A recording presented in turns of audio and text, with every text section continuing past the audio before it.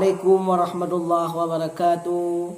Hai semua para ikhwan, kami dari grup Nasyid Himmatul Fata pada malam ini akan membawakan salawat kepada Rasulullah SAW.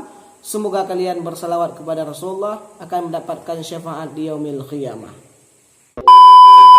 Alhamdulillahi munsyiqal qamin alami, ثم صلاة على المختار في القدم.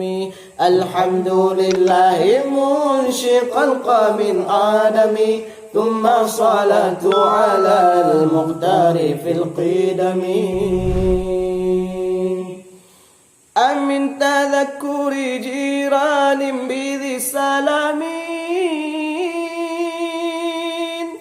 ماذا اشتد عن جرى من مخلة بدمي. أمن تذكر جيران بذي سلام، ماذا اشتد عن جرى من مخلة بدمي.